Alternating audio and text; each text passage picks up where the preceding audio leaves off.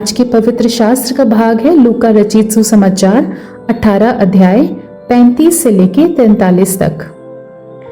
जब वो यरीहो के निकट पहुंचा तो एक अंधा सड़क के किनारे बैठा हुआ भीख मांग रहा था। वो भीड़ के चलने की आहट सुनकर पूछने लगा, ये क्या हो रहा है? उन्होंने उसको बताया, यीशु नासरी जा रहा है। तब उसने पुकार के कहा, हे यीशु, दाऊद की संतान, मुझ पर दया कर।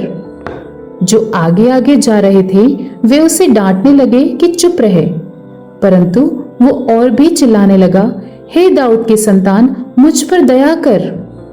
तब यीशु ने खड़े होकर आज्ञा दी कि उसे मेरे पास लाओ, और जब वो निकट आया तो उसने उससे पूछा, तू क्या चाहता है कि मैं तेरे लिए करूं?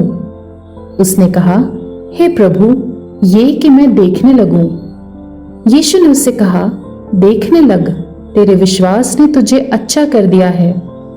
तब वो तुरंत देखने लगा और परमेश्वर की बड़ाई करता हुआ उसके पीछे हो लिया, और सब लोगों ने देखकर परमेश्वर की स्तुति की। आज का हमारा मुख्य वचन है लूका 18:41। तू क्या चाहता है कि मैं तेरे लिए करूं? एन प्रारंभिक परीक्षा के लिए अपने ओरल सर्जन से मिल रही थी, जो एक चिकित्सक थे जिसे वो कई वर्षों से जानती थी। उसने एन से पूछा, क्या कोई प्रश्न पूछना है? उसने कहा, हाँ, क्या आप पिछले रविवार को चर्च गए थे? उसका सवाल आलोचनात्मक नहीं था। उसने केवल विश्वास के बारे में बातचीत शुरू करने के लिए यह पूछा था। सर्जन जब बड़ा हो रहा था तो उसके पास चर्च का कोई सकारात्मक अनुभव नहीं था, और वो फिर कभी लौट के वहां गया ही नहीं। एन के प्रश्न और उनकी बातचीत के कारण उसने अपने जीवन में यीशु और चर्च की भूमिका पर पुनर्विचार किया। जब एन ने बाद में उसे एक बाइबल दी जिस पर उसका नाम लिखा हुआ था, तो बाइबल लेते समय उसकी आंखों में आंसू आ गए।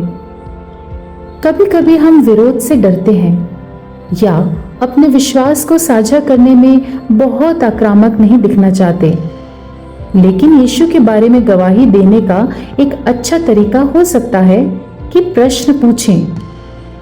एक ऐसे व्यक्ति के लिए जो परमेश्वर था और सब कुछ जानता था, यीशु ने निश्चित रूप से बहुत सारे प्रश्न पूछे। जबकि हम उसके उद्देश्यों को नहीं जानते हैं, ये स्पष्ट है कि उसके प्रश्नों ने दूसरों को प्रतिक्रिया करने के लिए प्रेरित किया। उन्होंने अपने शिष्य अंद्रयास से पूछा, तुम क्या चाहते हो? उसने अंधे बरतिमाई से पूछा, तू क्या चाहता है कि मैं तेरे लिए करूं? उसने लकवे के रोगी से पूछा, क्या तू चंगा होना चाहता है? यीशु के प्रारंभिक प्रश्न के बाद इनमें से प्रत्येक व्यक्ति के लिए एक बदलाव हुआ। क्या कोई ऐसा है जिससे आप विश्वास के मामलों में संपर्क करना चाहते हैं? परमेश्वर से मांगें कि वो आपको पूछने के लिए सही प्रश्न दे। सीधे बयानों की तुलना में प्रश्न बातचीत शुरू करने के लिए बेहतर क्यों हो सकते हैं? आप उन लोगों से क्या प्रश्न पूछ सकते हैं जिन्हें आत्मिक मदद की जरूरत है? प्रिय यीशु, कृपया मुझे दूसरों तक इस तरह पहुंचने में मदद करें जिससे उनमें परिवर्तन हो सके। आमीन।